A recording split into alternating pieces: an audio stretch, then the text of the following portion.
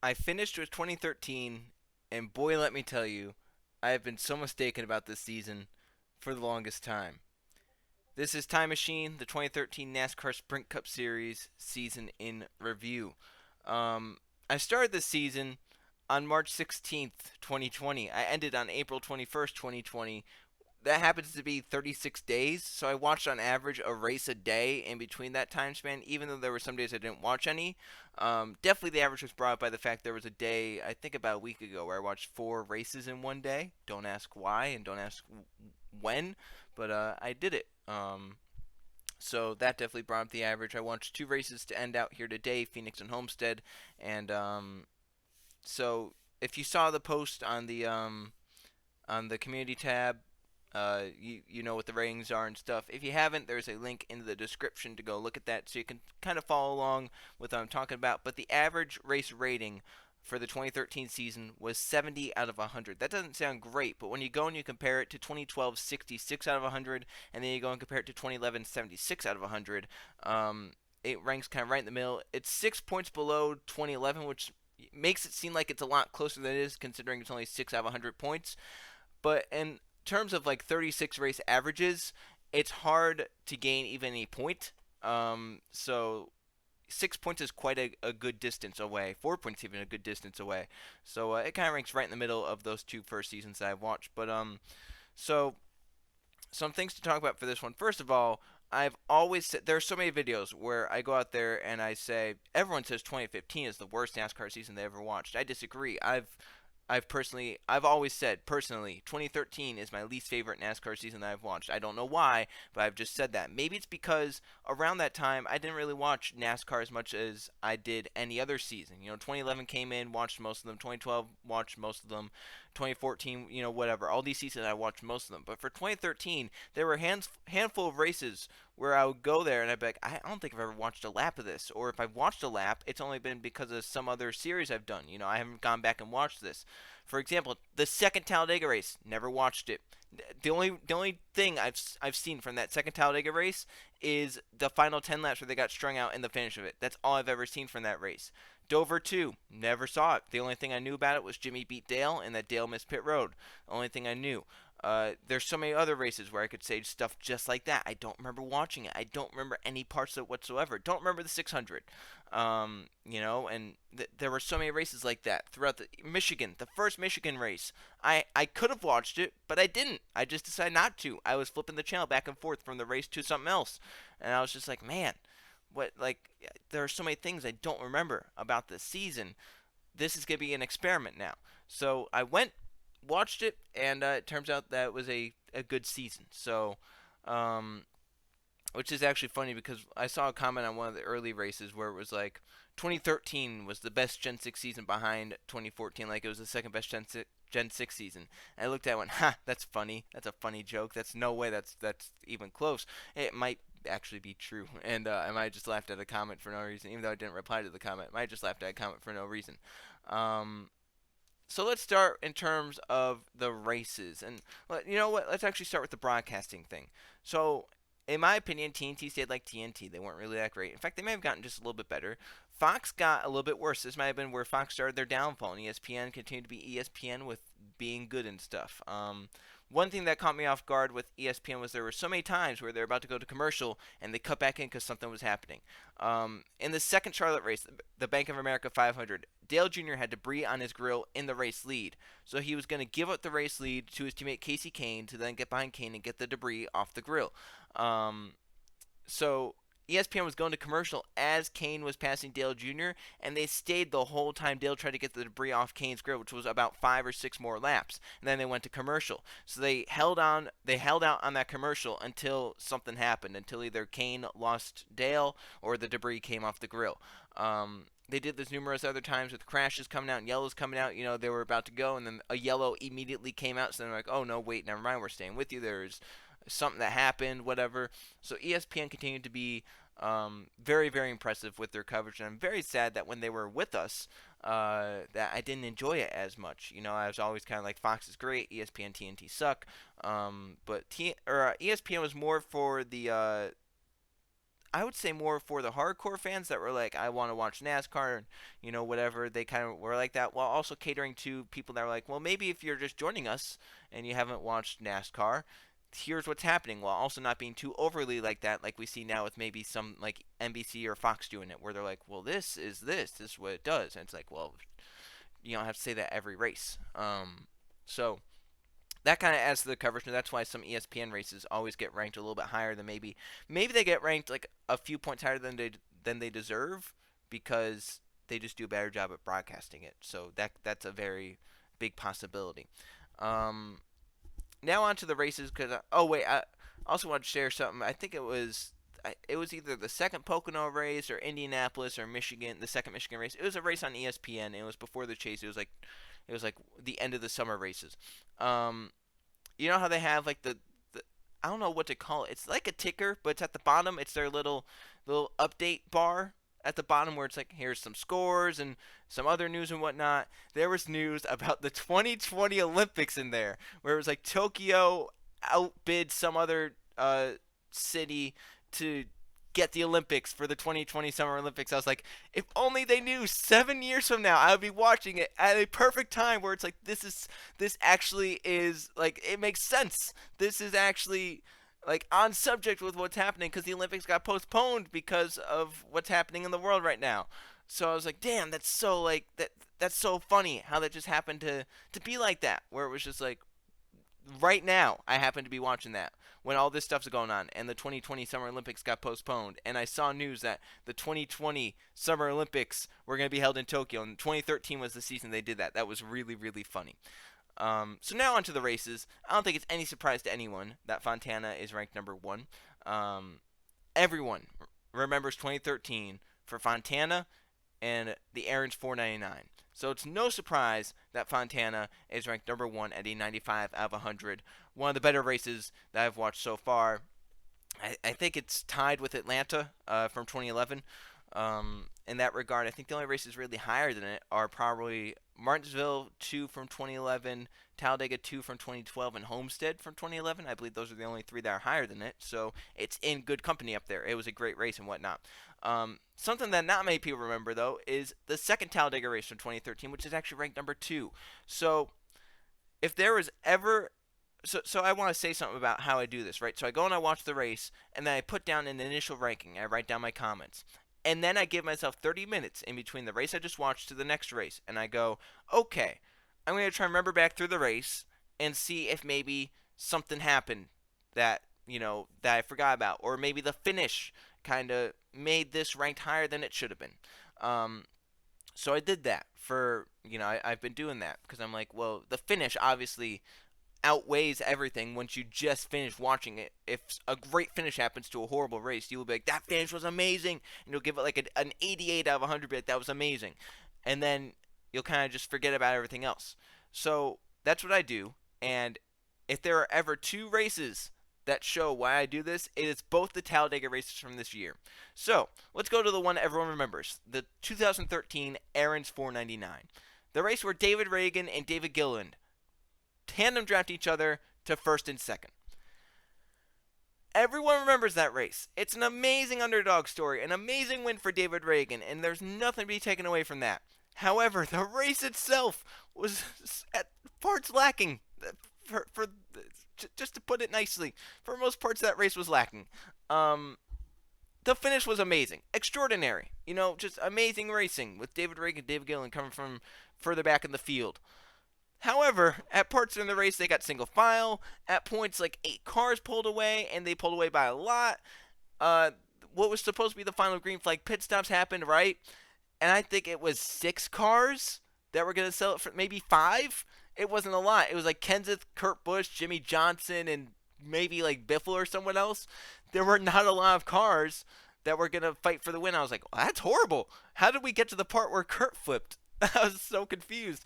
I was like, wait, so there's like 5 cars there, but at some point they get 4 wide and Kurt flips in like 10 laps. What happens? And it happens to someone blows a tire. I think it might have been McDowell. But that race was lacking. And then the finish happened. And at first, I think I put down that race at an 88 out of 100 or something. And I was like, all right, it was a great race. but I'm not going to put it at an 88. I'll put it just on the edge of being great. I'll put it at an 86 because honestly, if that caution never came up for whoever blew their tire, that probably would have been down towards the Daytona 500 from this year. Probably would have been down in the 70s because it wasn't really that great before then. The finish has really amped it up, that finish part. On the opposite end of the spectrum, the 2013 Camping World something 500, right? Second Talladega race in the chase. What do you remember that race by? Well, you remember it as everyone getting single filed out for the final 10 laps and Jamie McMurray winning under caution because Austin Dillon got airborne on the backstretch. That's what you remember that race by, right? And that's how I can remember the race by, too. When I first put down a rating for Talladega, number 2, I was like, well, it was a good race. It wasn't really, I guess it was kind of good. So I think I put down like an 86 or 87. I was like, it was all right. And I went back and I remembered. I was like, well, actually, this happened, and then this happened, and they kept it green, and they went 3 wide a bunch. They got single file a little bit, but no one ever really pulled away. There were some single file moments that's at every plate track, and I just kept thinking, and I was like, actually, you know what? That was actually a 90s race. That was like something that was really, really good. Fun fact, right? After that race, I went and I put down my rating, and I thought for 30 minutes. I went and put down the rating. I was like, okay, that's my final rating. And I don't really change ratings after I put it down. Like after that 30 minutes, I'm like, that's my final rating. That's it. Don't think about that race again, unless you want to try and compare it to another race to try and see where to put it. So I went and I was like, I'm actually kind of curious about like the loop data from that, because I was like, there were only 3 yellows, and 1 happened on the last lap. There were only 2 yellows that happened during the race. So like how'd that compare? So I was looking at loop data stats, and loop data stats go back to 2005. That was the first season they started doing green flag passes and quality passes and stuff like that. That was the first season they ever measured those. Dating back from 2005 to present, the 2013 Camping World 500 at Talladega, the chase race at Talladega, was the most competitive race in terms of green flag passes in Talladega history in the loop data. It had like 133, something like that, green flag passes per lap, over 20,000 green flag passes. Some came close, but no one tops it. That was the most competitive Talladega race. And even the one from 2012 did not top that. Even though it was so like extreme and crazy, it still didn't have as many passes as it. So that race, let me tell you, is very underrated, and that's one I would recommend going back and watching. You obviously don't have to watch the final 10 laps because we all know what happens, but like I would recommend going watching that from the start because it was a very good, I would say very good Talladega race, and better than what we get nowadays, honestly. Nowadays we kind of get a lot of crashes and stuff, and it kind of gets a little over excessive, but that one they crashed with Montoya and Ambrose, and then Dillon crashed on the last lap. There was never really a big one, so whatever. It was good. Martinsville continues to be ranking up there with some of the best. Both their races got 85 or higher, and they're both ranked inside the top 10. Homestead, again, had a really good race, 86 out of 100. Tire explosion, Jeff Gordon's bad restart, which led to them getting like 8 wide, and cars going onto the apron and swerving all over the place, and an amazing 3-car battle for the lead when they went to commercial with Dale Jr., Brian Keselowski, and Denny Hamlin, where Dale makes a big move on the outside, both of them as they're trying to wreck underneath them. And then the battle at the end between Hamlin, Kenseth, and Jr. was extraordinary. The race to get into the chase once again at Richmond was good. There was a lot of green flag racing, but it was kind of like someone would get out there, and then on a long run, someone run them down, and then it would be, kind of a battle, and Spingate happened, which is something that I just... Going back and watching it, oh my god, I felt terrible for Truex. He got out of his car smiling and all happy, does his interview. He's like, this is awesome. Like, I can't believe we did it. We got lucky with that yellow, because he obviously had no clue what happened. They didn't tell him. He just knew a car spun and the caution came out, and he got a lucky break and got a great restart and got up there and got his way into the chase by just a few points. Likewise, then you go to Clint Boyer's interview, and he's looking all around. His eyes are huge, and you're just like, yeah, something's up. He obviously looks fishy. And then your arm's starting to hurt by the time they're itching. Just ruined Truex's career at MWR. Some races that I thought weren't going to be great, and they actually kind of overexceeded my expectations. The second Pocono race in Indianapolis, both were decent, and I was like, man, that actually that overexceed my expectations, especially after, let me tell you, that first Pocono race. Yes, I was actually right about something from 2013. Whenever I do a Pocono race review, I always go, It was bad, but it's not as bad as the one that I saw in 2013. That was honestly because I went to that one. I went to the June Pocono race in 2013, and I've always regarded it as the worst Pocono race I've gone to. Well, here we are. I gave it a 26 out of 100, which is the worst race I've done so far on this poll. Fun fact: this season has the two worst races so far in the poll: Pocono and Texas. Texas sucked. Pocono sucked. They both were won by Jimmy Johnson. Coincidence? It's probably a coincidence. The racing was just bad. Kentucky again had a bad race. Hasn't had a good race yet. It hasn't even had a meh race.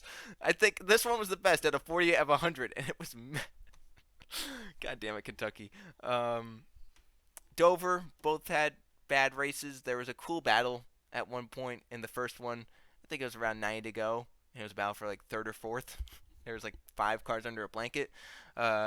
Restarts were a huge thing this season after Jimmy Johnson got penalized at Dover in 2013, which gave Tony Stewart led through for him to win. And then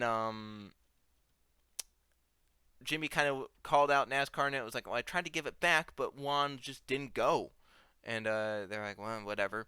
And then at Michigan, Junior spun his tires greatly, like insanely bad. And Jimmy was going to beat him to the start finish line. So Jimmy slams on the brakes, and it stacks up. The outside lane was already stacked up, and then the inside lane got stacked up because Jimmy hit the brakes, and he got sideways and almost crashed into Junior. And then Jimmy said over the radio at some point, like, that's what you get. You know, like, I gave it back, NASCAR. You happy? I almost crashed. And, yeah, so Jimmy wasn't happy about that. And then there were some other restarts where he was like, yeah, you know, I think it was like Kentucky where he got mad at Matt Kenseth. So then entering the chase after a Carl Edwards restart jump controversy where Edwards beat Menard to the start-finish line, and they had penalized anyone for doing that earlier in the season. Why didn't they do it to Edwards? They then updated the rules and said, what we know now, where you can beat the leader to the start-finish line, but you can't do it to where you're just like, I'm going to jump it. If he has issues, you can beat him to the start-finish line. It's all fair game. So that's where it first originated because of all the issues that happened in 2013. So, yeah, a very controversial season for sure. One final thing, because I went a little bit longer than I wanted to. You see one quote in here, and it's from Martinsville 2. The quote is, "That's one you gotta watch out for in rush hour traffic, those old people that have lost their patience." Dale Jarrett said that, referring to Jeff Burton. Jeff Burton, early in the Martinsville race, got spun by Carl Edwards, who just overdrove the corner way too hard into turn 3 and spun Jeff up the racetrack. They played Jeff Burton's radio, and the spotter said, yeah, he just dumped you. And then Jeff said, let me effing tell you, when I get back to that effing, he's going to have one effing coming. You better tell him to watch the F out. And the booth kind of laughed it off, and Dale Jarrett said, that's the ones you got to watch out for in rush hour traffic, those old people that have lost their patience. Alan Bestwick had an amazing laugh, and then said, you just called Jeff Burton old. And he said, older, I guess I should say. So that's another reason why ESPN does a great job. They have some fun in the booth. We're also keeping it very professional, unlike TNT, where they have too much fun in the booth at times and make pretty inappropriate jokes, a la 2010 when Marcus Ambrose lost, and Wally Dahlback said, "If you want to know where Marcus Ambrose is, go to the Golden Gate Bridge right now." And I was like, "Damn, that's deep." Yeah. Otherwise, I think that's it. 2013 gets the thumbs up for me. I would watch a lot of races from this again. I would probably watch the top 21 races again, maybe even top 25. Honestly, it was good. So yeah, underrated season in my book. I'm sorry to 2013. You were a lot better than I remember. We're moving on to 2014, and this one is going to be a test of time because a lot of people now long for 2014 and say, I miss 2014. I want 2014 back. And I have said for a month, or not, I don't know why I said a month. I've said for a good amount of time, yeah, it was good, but I think it's overrated. I've said 2014 is overrated. So, we're going to see. Is it overrated? Am I wrong again? I've been wrong about 2 seasons so far.